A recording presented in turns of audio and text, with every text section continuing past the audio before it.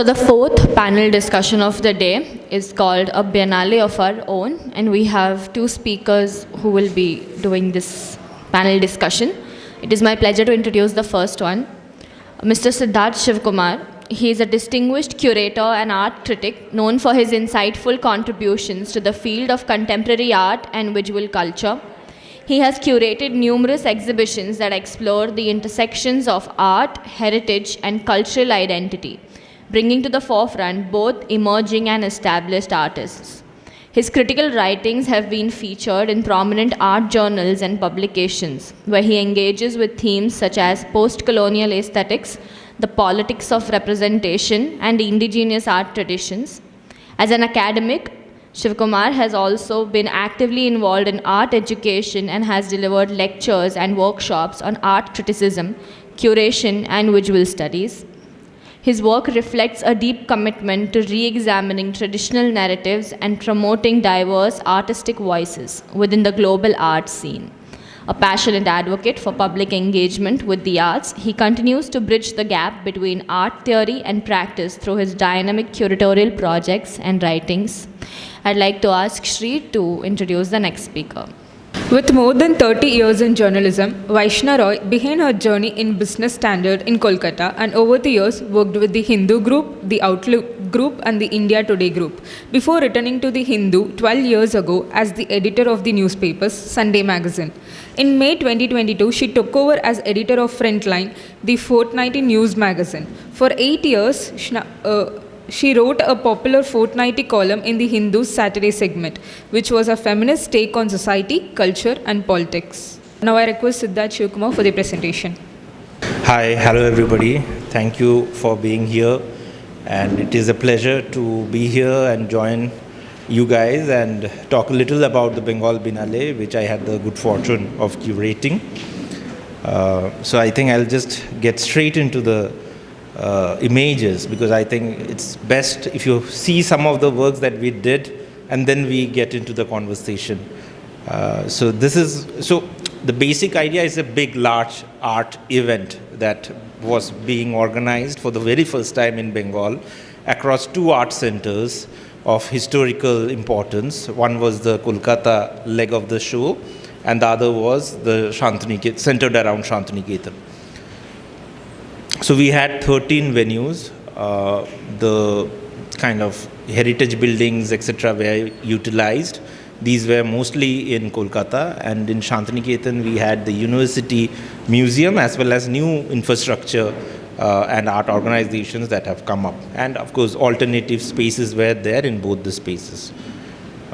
So this is an exhibition called I Am All Chiki. So it was a collection of exhibitions. Usually a Biennale doesn't have so many solo shows, but we wanted to concentrate on solo shows because the idea was that when a lay person entered any of these exhibitions, that person would go away with something concrete. So we wanted to have it, because in a Biennale usually the case is that you see a lot of diverse art and an overall kind of overview of what you see, but don't get into the individual practices of all these artists. So we thought this was a good time to do that.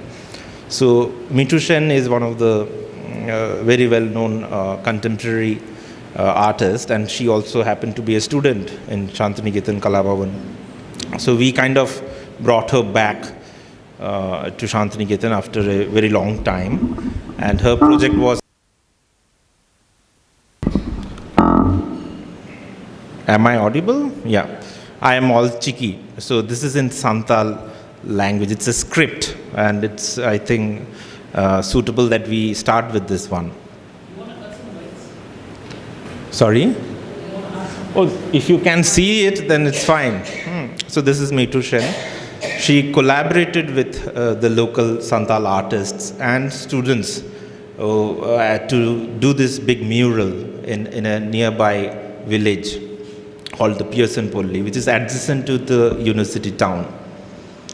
So these are all Chiki scripts, which was in fact kind of invented 100 years back. So even the Santals are not familiar with the script, and it's not in popular usage. So there's an attempt to make them learn this new script and use them. So this exhibition or this enterprise was in a sense to also inculcate the desire to learn the script. So these are the script. You have the numbers on the right and the script is there on the left side of the wall. This is how it looked. And so we also ended up repairing a lot of the huts which were like really in a bad condition. So the people there were pretty happy. One, first of all, that their houses were getting repaired, and then of course we were engaging with their culture for the very first time, because these people have been there for a very long time, even when Tagore had actually come in. And you will see Santal family and other important artworks by Shantiniketan artists where you can see them. But the interaction was in the sense we kind of have looked at them, drawn them, painted them, but they have been trying to ape us in the sense that the Bengali community, their culture was so predominant that these people tried to kind of become Bengalis. They would learn Bangla, they would dress like a Bengali, their cultures would be kind of erased slowly. So it was important to kind of work with them and show what could be done and to have some kind of a pride in their own cultural practices. But again, she being, Mitushen being a kind of contemporary artist, she has her own language. So you'd see QR codes, smileys, and so on and so forth, kind of punctuating the walls. And this is a traditional mural which is there. And again, the mural culture was very important in Shantiniketan. You would see whether it's Binod Bihari, Nandalal, all making murals, because it was one way of working together. Although you are a modern artist where individualism matters a lot, but this was one way of getting people together and working towards same kind of a sensibility. So this again was a show in Shantiniketan. This shows the works of Sudhir Padwardhan. So many of you would know that he worked a lot on the workers, their plight in cities, and I thought it was interesting because Shantiniketan at the moment is undergoing tremendous change, rapidly changing. You can see Zomato, Swiggy competing in Shantiniketan. You would see Domino's coming up. These are very recent developments, and because of which there's fragmentation in the community. Shantiniketan was meant to be an ashram of sorts.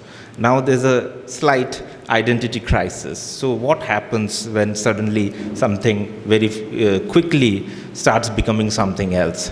So I thought it was a kind of interesting thing to have his works there and see what it did to the community, because it makes you think about these issues more and more.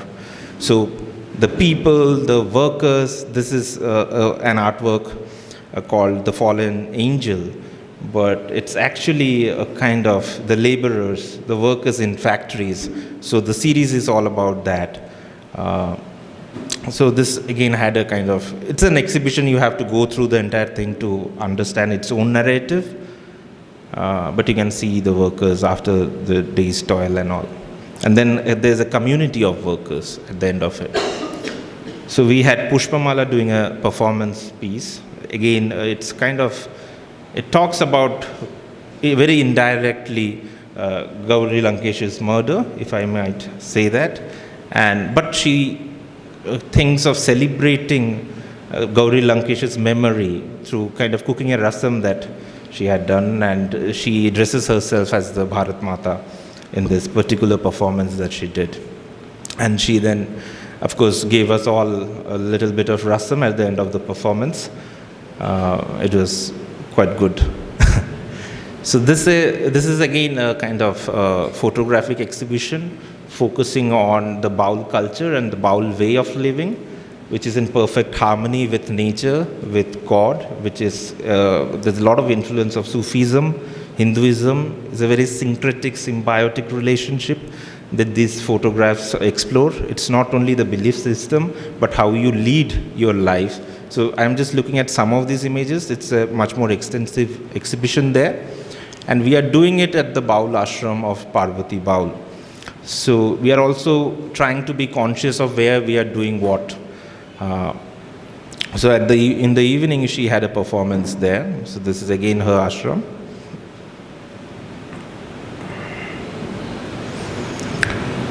So another interesting concern, not a concern, an observation really, is that those of us who are interested in the art world, we tend to now see a lot of textile works coming to the fore, which wasn't the case earlier.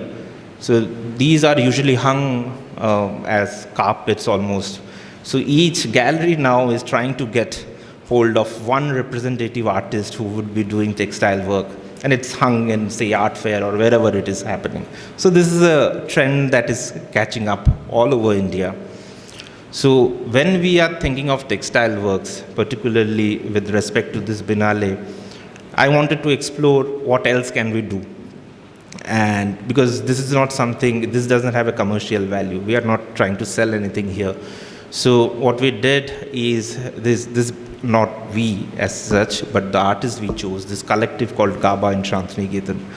So they worked with local women, homemakers, and they on their own time would do this katha stitch work. But these are anonymous people, they are doing it within their own houses. But we kind of brought it out and created a home out of all of this, where they would write their own stories, their own experiences. So from anonymity, they are claiming their identity in a very creative process. And it was a very interesting piece, and a lot of people just came because it's also a spectacle at one level, but that doesn't mean there's no serious thinking behind it. And the way it connected to the community is amazing. Like, we had people coming from different villages who had nothing to do with art ever. Somebody saw this, went back to the village, said, okay, something like this is happening there. Then they hire a bus, all of them land up, and they go back, they tell the story to their friends and family. And the local newspaper from one of those villages come, they do interview, then they put it on social media, and more people end up coming.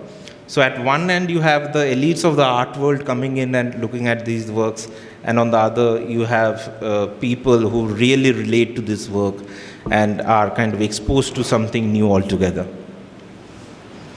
So we continuously had a lot of activation going on in these places. Many of the artworks or sites had different programmings which would happen on each weekend and so on and so forth.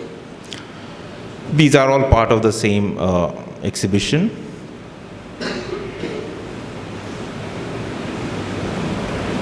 This was another show which happened elsewhere. This dealt with soil and the issues that we have kind of with soil erosion and things like that. This was done by Shaunchoy and Ghosh. So what you see as pattern is basically data collated, collected, and then expressed in this manner.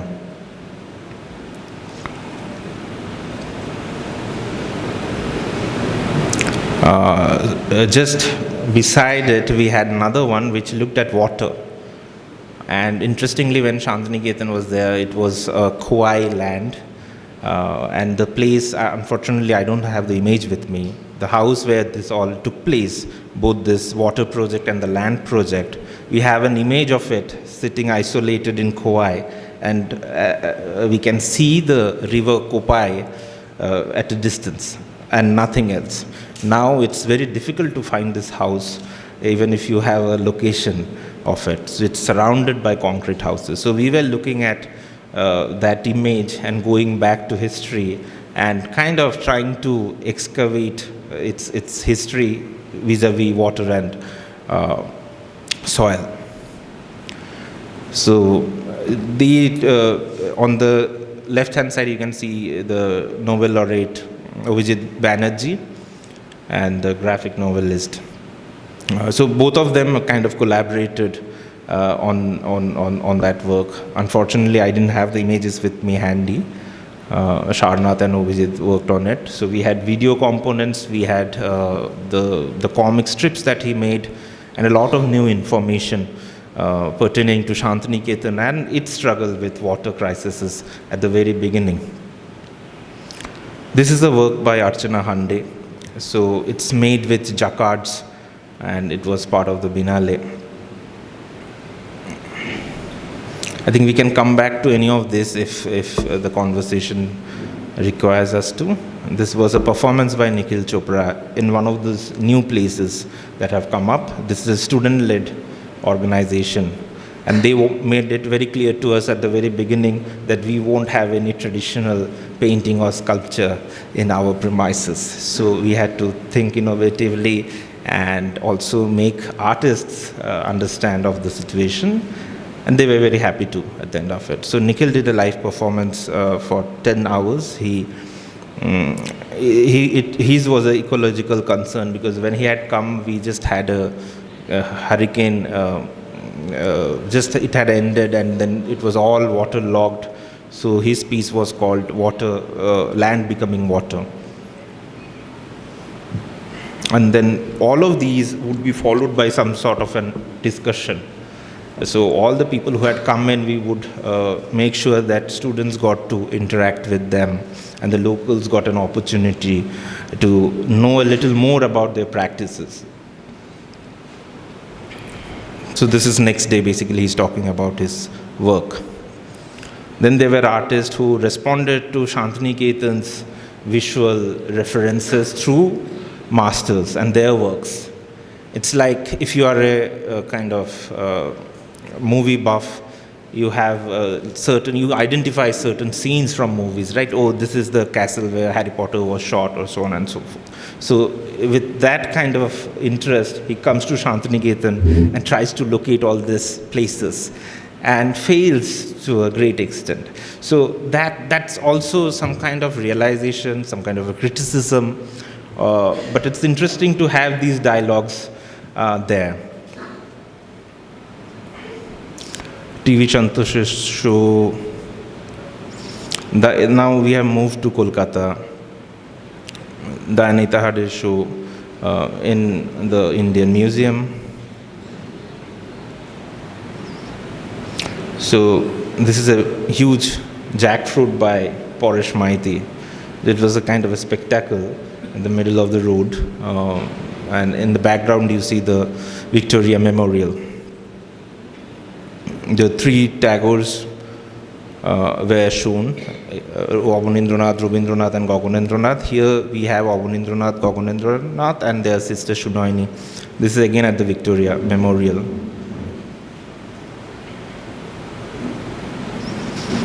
This is at the Jail Museum. So this used to be a jail cell. We have transformed minimally. We didn't totally take away what was there, but we have painted the walls white and so on. This particular work was called Interrogation Room.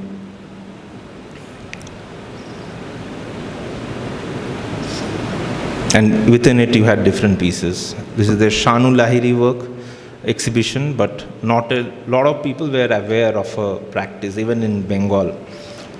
So a lot of archival work needed to be done, but such events actually give you the right circumstances, creates that circumstances for you to put in that effort, and you have a lot of people coming in to see and explore her work.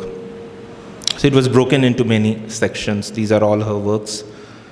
She also did a lot of public work, which is sadly only existing in their personal albums. This is again one of her largest works, which was kind of we had to restore it and then show it in this manner. It's a scroll, 71 feet. Another one talking about refugee settlements in Kolkata. Joyshri Chakraborty's scroll, one may say.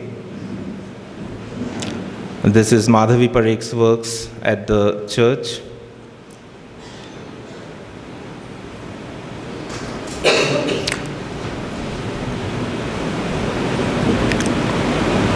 So this was about Tibet, the Tibetan predicament. again at the jail premises. This is again to do with partition and Ritik Ghotok. Sudarshan Shetty's work. This is Chandra Bhattacharya's work, but you can see that both of them has used this imagery, which is quite interesting to depict the time. And this is a Kali exhibition that was kind of been commissioned as part of the Biennale. And with that I end, and we can now get into the conversation. Thank you. Hi, Siddharth, thanks for that lovely show. It was like walking through the Bengal Biennale. Quickly, without much ado, I wanted to ask you, basically you've called the Bengal Biennale Aka Baka, a Bengali phrase which could be said to mean, a sort of a twisty, tortuous path. Was that in some way indicative of the struggles that you faced in setting the Biennale up? Yeah. Could you tell us a little bit of A, why you thought a Bengal Biennale was necessary at all? B, when did this idea come into your head? How long did it take to conceive? And then what were the few of the struggles you faced? Right. So I'll start with why it was necessary. So when we were growing up, we saw the first Kochi Biennale take place. So I was there for the first edition, saw something that I couldn't even imagine or had any understanding of, and felt that this needs to be done in Bengal. But of course, I am still a kid at that point and had no means of getting to do something like that at all. So that was there in the back of the mind. But after, say, 5-6 years in the industry, if I may call, I knew enough people or had certain ideas that I felt something like this could be done. And this is like a year and a half back. So I start talking to people, whether it's industry leaders, whether it's stalwarts from the art fraternity, but somehow I felt that this won't go through.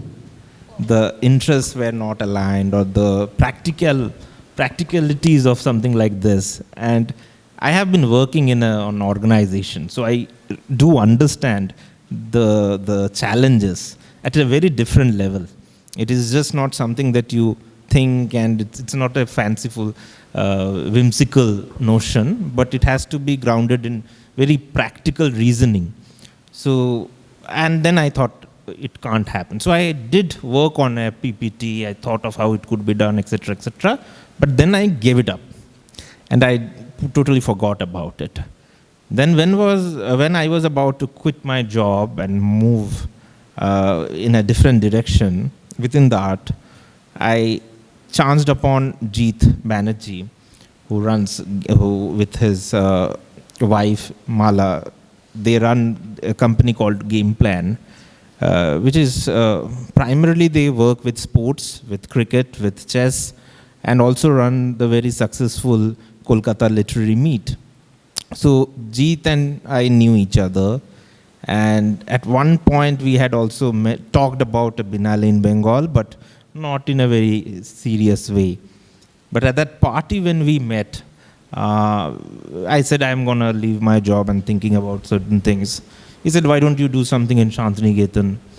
I said, why not? Because I was very aware of the new developments in Shantiniketan, which not a lot of people knew.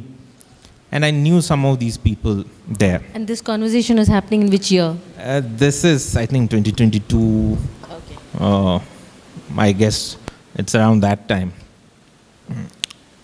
Oh, no. This conversation is happening in 2023. Yeah. So we are almost there, and when we are thinking about all this. But then we start in Shantiniketan right away. We start approaching people. I write to certain artists that I was comfortable working with, and because of which it already had this idea of independent individual shows, and not like, okay, it's a group show. We have like 100 artists, one work each, and that I always felt my exposure is limited to the international art world, especially to such kind of biennales and all. But I have seen Kochi, and ours is a very big country. So that I never thought was a challenge, really. But it was very clear that what Shantiniketan needed to see. So whatever I wanted to bring in was in line with that thought. Okay, these artists won't be coming here. No gallery would be bringing him here. So why not try something so that they are here and interactions can take place. So that is how we started. But soon there were certain logistical challenges. You're trying to work with an university which doesn't have a VC, and nobody's willing to take a call, right? Nobody wants to say, okay, no responsibility. So it becomes very problematic. And the newer spaces, we don't know about the security, certain other logistical things they won't be able to cope with. And in the meanwhile, I was quite determined to have certain shows. Now, how do you show it? And then we fall back and think of Kolkata, because all of us have been working there. We have better connections, and they are quite excited about the work we have done before. So it becomes a twin city Biennale. Yes, and it kind of happens very organically. So it's very interesting. When I first reached out to the artists, the ones I reached out first, basically they knew of it as Art Bengal Shantiniketan, right? That was the name we were going with. And then I make a call saying, oh, no. we are not calling it that anymore. And we are also doing it in Kolkata. And slowly we keep adding things. But all of that happened quite organically. About roughly a year plus to put it all together, year and a half. No, the thing is, I might be wrong with the dates. So I joined April 2024. That's when together we started thinking of first the Shantiniketan bit, then by default Kolkata. Then congratulations, pretty short window that you've pulled it off. Yeah, so that was the other interesting bit. Yeah. Nobody took us very seriously. Like a lot of the people thought this would just go down the drain. Maybe it won't be there, or it would collapse. So there was a lot riding on it. So Siddharth, one thing, one has been to Biennales, and there is invariably curators such as you were for this Biennale, and there is a theme around which the Biennale is crafted. And sometimes this theme could be a disadvantage, in the sense that very often it's the catalogue or the text that sort of retrofits the theme into the artwork, or sort of becomes the focus of the theme rather than the artwork itself. And very often it's for as simple a reason as the fact that the artist cannot produce a work that quickly for the Biennale along those lines, right? Now, were some of these thoughts in your head when you, I noticed, do not have a theme? It's more free-flowing. So what was the thinking Absolutely behind right. And I think that it can't be really done. I'm sure when a Biennale works, it is not like, okay, you are commissioning an artist, or there's existing work. There's a lot of ways these things work out. There's a lot of practical concerns, practicalities. And then at the end of the day, you can't just put up something saying, this is the theme, everybody's work actually subscribes to this idea. You might say that, but in reality, I think that won't be very honest. So I always had this problem with this idea that there can be one overarching text which would contextualize everything. Because see, if somebody says, here you have 20 Picassos. Oh, sorry, this won't fit my curatorial vision, so no.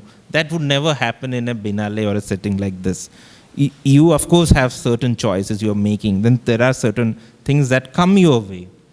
Then you think. But of course, there's something very loose structure. But that's not the core of it. And in the Bengal Biennale, what was that loose structure? So that is what I called Aka Baka, because it was also becoming quite interesting for me, and it's a playfully named thing, because there's no straight way of doing what we were doing or trying to do. The process itself is very different. You move back and forth and all of that. And the interesting bit was the kind of practice that Bengal is known for. You always had so many influences. So that was the other idea. behind that image. Within the same household, in Jura Shako, you have Obonindranath getting inspired by Arabian Nights. You have his brother, Gogonendranath, following some sort of a cubism, wherein Shunoini Devi is doing something else within the domestic sphere at the threshold of home and the world. So all of this influences existed simultaneously. Similarly, in Shantiniketan also, you will see with Tagore, there's Stella Cambridge coming in, there's a strong bond with the Far Eastern artists. So influences went back and forth, and there was no issue with that. That also played into this whole idea of the Akabaka, the idea of taking various sort of So that was the parts. image I had. Okay. Let me come back to the question of the Biennale itself. You know, if you remember the Venice Biennale of 1974, was it, which sort of, I think, took on the idea of supporting Chile, where Pinochet had just taken over, had just taken over by a coup. And then the Communist Party of Italy strongly supported this whole Biennale and the kind of artworks. And it was a definite location of resistance, right? And since then, the idea of the Biennale as resistance, the idea of the Biennale as protesting, not necessarily resistance to the politics of the day, but also resistance, say, to the mainstream or resisting the popular. That kind of set into the idea of the Biennale. Yeah. Do you believe that that continues, and do you believe that you too worked towards that when you were conceptualizing the Bengal Biennale? To some extent, yes. There were political elements or ideological differences or biases that would come through. But I won't say that that was the core of it, right? And we did a lot of things which a Biennale doesn't do. Usually you have strong support from the government. Ours was not really that. It's primarily a private enterprise with support in terms of space allocation and things like that. So no government funding. No government funding. Right. So it's done differently, thought differently. It was just for a month. Usually it's for more than 2 months, 3 months. Even for Venice, it's much more than that. So there's a lot of differences, and I don't think one model fits everybody. And we needed to make sure that Bengal was back in focus, that we got a lot more opportunities, a lot more people needed to come. So far, we were the ones going everywhere else.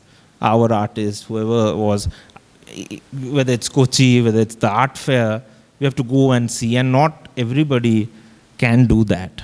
And in Bengal, you have a population which is very interested in the arts, whether it's the book fair, whether it's the theater, whether it's films. So why not art? And make it public. And this is another thing, because again, why was Bengal being neglected by the art world in some certain way? Because it's market driven, and because of it, certain galleries won't be doing shows in Kolkata, because the market is, and the buyers are in Bombay and Delhi, right? So you have to think about all of that. So it's interesting, isn't it, that the art fairs which are more driven by commerce are in Delhi and Bombay, but the Biennales are in Kochi and Bengal. So that kind of falls into a pattern, do you feel, where they're engaging more with the, it's more a direct engagement between the artist and the viewer rather than an engagement with the artist and the buyer. Do you feel that that is working out, that dynamic is working out? Yeah, there is this difference, and one is totally market driven, which is also required. I have nothing against it.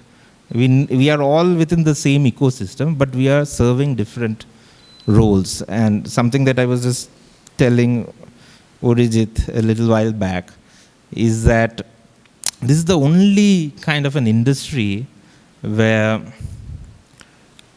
if you can decide who becomes an artist, right? If there are 3-4 influential people, whether it's a curator, whether it's a buyer, a gallery, they can certainly say, you are an artist now. It's your time. And they have the means to make that, right? But this won't happen in, say, dance or, say, publishing world, cinema, because at the end of the day, it's the masses who will come and, so that happens. So this is the closest we can get with the Biennale. I think it's important because at the end of the day, it's the people. You'll see what people are saying on social media, the images, the success of it. There's no other parameter. I wanted to ask you about, the idea of place, the idea of location is quite intimately woven into the idea of the Biennale, right? And it happens in two ways. For instance, you have the Venice Biennale, where you have the definite country stalls, right? You have the India Pavilion, the UK, the USA, and so on. And there is a sense of competition, first of all, among the pavilions. Right. Secondly, there is the whole idea of who gets invited to set up a pavilion, and that becomes a prestige issue as well, whether you were invited or not invited. And in that sense, there is this idea of nationalism which comes in. So this whole thing of country pride and my pavilion and how did it do and so on. And then the national politics of the day also influence what art gets to be shown in that country's pavilion that year. Now, I'm interested in the location of the Biennale in that sense, and how do we sort of understand ideas of nationalism vis-a-vis the ideas of art as a borderless creature, right? Art as not respecting boundaries or borders. So that's the ambiguity which I would like you to talk about. And secondly, the idea of place in the Biennale as being very city-specific. You have the Venice Biennale, the Kochi Biennale, etc., etc. So, and how does this idea of city impact the character of a Biennale? Do you, for instance, believe that the Kochi Biennale has this definite personality that is different from, say, the Bengal Biennale? So if you could just look at the idea of a place from these two angles.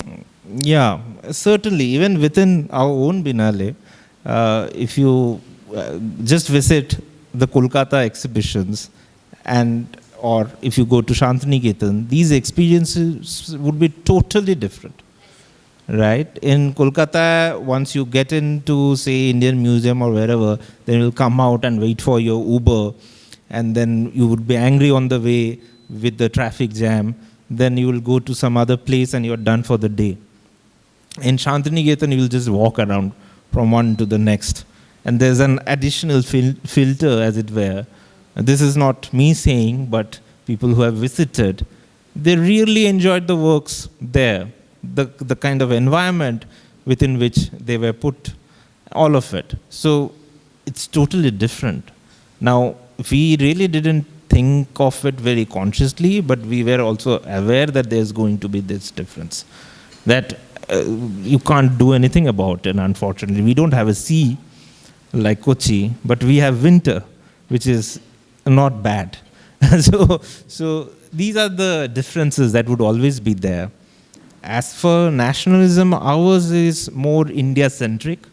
At least this edition was that, because we really didn't have time or the resources to, say, get a lot of international representation, right? And that would require a lot of money, a lot of time and all of that, and a lot of complexities, which we didn't really wanted to get into. So we, at the moment, we have just concluded the Biennale. Now we need to think very carefully whether at all we want to make it a big international affair, or could it remain as it is, because I think there's still space and certain kind of benefit to the kind of structure we have introduced. Right. Because this is not something you get to see. Even at the art fair when I was there, a lot of people were interested in the parallel shows that was going on in that time, because inside some of it is kind of determined already how it would look. Certain galleries would show certain galleries in certain artists in a certain way. So it's not that exciting. You don't go there to discover anything. I don't think that is the case. Right. So tell me, Siddharth, I noticed when you were showing your images that you showed us some murals, and you spoke of how that hut had been restored by you in the process. So, can you tell us a little bit of what biennales actually do to a city in terms of the changes they bring, not just changes in terms of, say, the local economy or urban infrastructure, for instance, but also in terms of the ways in which there is an interaction with art with the local population. How important is it, and what do you think might happen, say, 20 years down the line? That's a or long even time. 10 years down the line, when the Bengal Biennale has been held in Shantiniketan for, say, 5 years, 5 times. So the idea was to make this interaction happen more and more. That has been happening. So a lot of artists are getting a lot of opportunities, a lot of visibility, and all of that. What was your first bit of? The changing in infrastructure. Oh, right. So I think there's a lot of responsibility because whether it's a private enterprise, whether it's funded by government, I think at the end of the day, it's a people's thing. It's not commercial. You're not trying to really make money out of this. You're in it to make sure that art thrives, the ecosystem thrives. So for instance, the structures we have made, the false walls, whether it's at the Indian Museum, whether it's at the Victoria Memorial, whether at the Jail Museum, and other places as well, they are being used now. So now, after the Biennale, there's already a show that has been mounted in Indian Museum. There's already a show by a other gallery which is mounted in a Jail Museum. So people are now using what we have, and we were very clear in our head that that is how it should be. We could have just taken down all of it and repurposed it, but we think of longer engagements. So now we have, like, everybody goes to Bikaner House to put up their shows. We have good spaces. It's just that we don't use it in that manner. We may not still be able to do it that well, but at least new spaces would be created. And that needs to happen. I think the idea that a Biennale can end up creating new spaces, as it is done in Kochi, for instance, the ways in which the wharf and the warehouses are being used, and the way you are using, say, the huts or the jail, for instance. It's fascinating, and I think the bottom line is possibly what you said, that a Biennale will allow art to thrive. And I think on that note, we can open it up for questions. How much of a consensus do you need to create among artists? Consensus or enthusiasm did you need to create among the local artists themselves to engage in this? You know, because as you said, it's been on the periphery for some time, and the action has moved to Delhi and Bombay. Kochi has now got a very stellar reputation. So, did you have, or was everybody quite excited? For me, that I'm curious about. See, in my own interactions, people were quite excited. Now, did I discuss this with everybody I knew?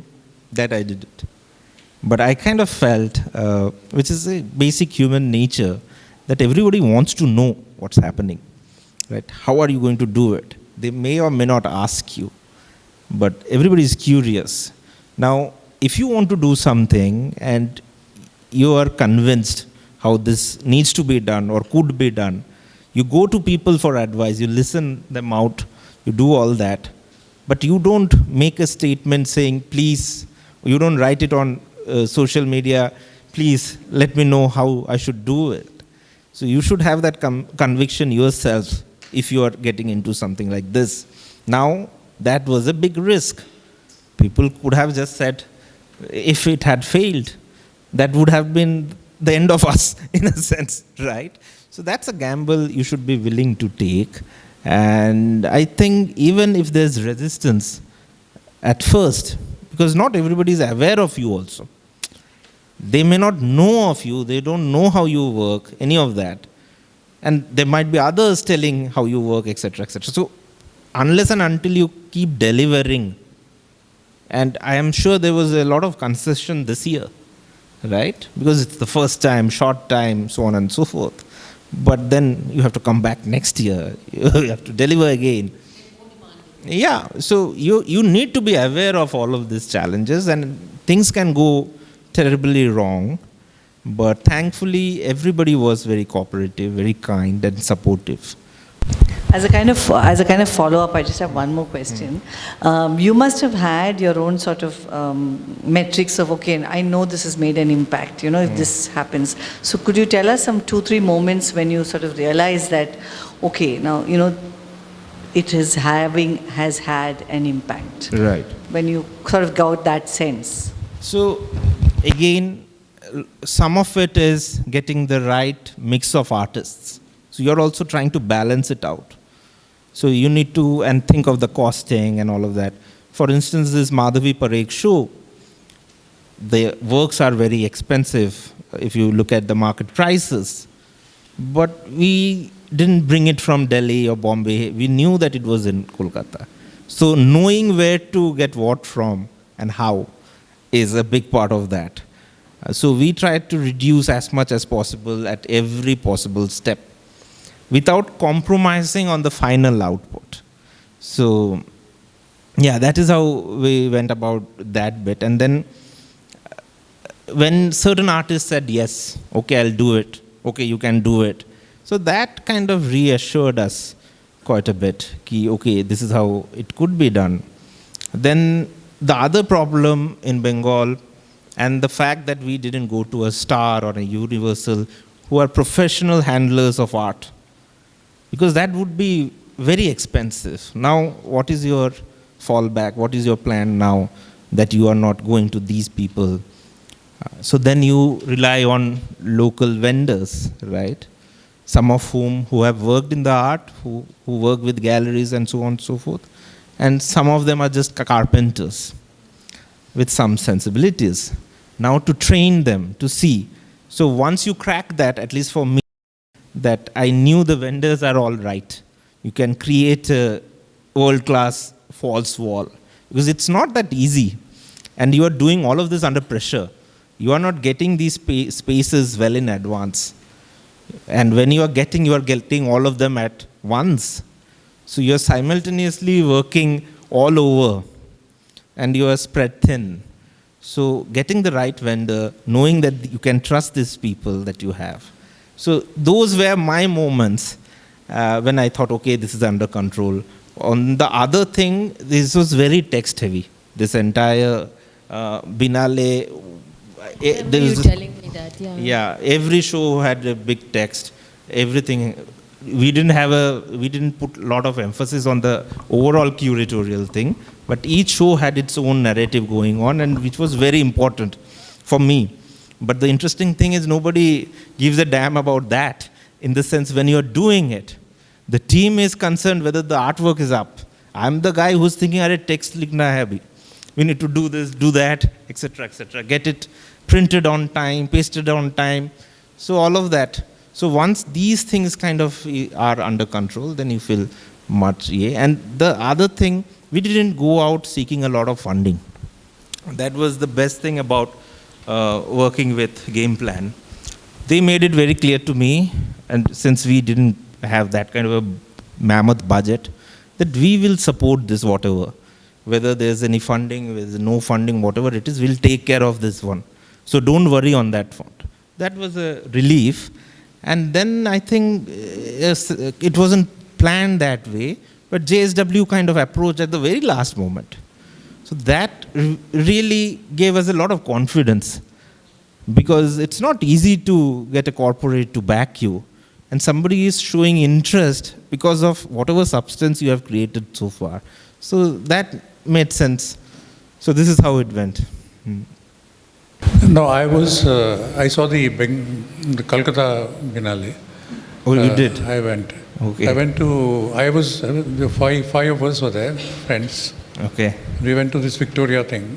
Okay. It was so crowded. So that's actually the difference between this one and the Kochi Biennale, because it's not in the public places where usually people go. This was like, it was right in Victoria Hall.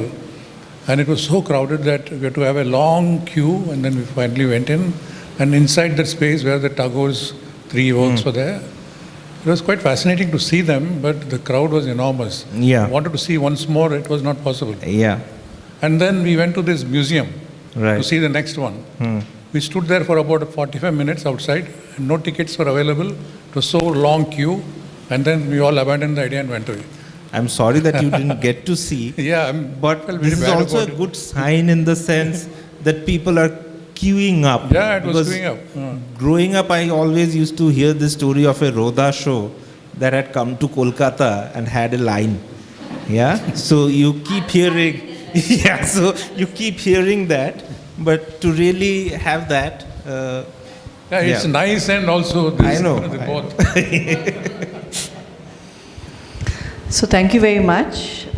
Thanks Siddharth and Vaishna for this, and thank you for introducing us to the new baby in town, the Bengal Biennale. It's fascinating, and we hope to learn and continue the conversation with you, Siddharth, and learn a lot. Can I have a round of applause for our two speakers?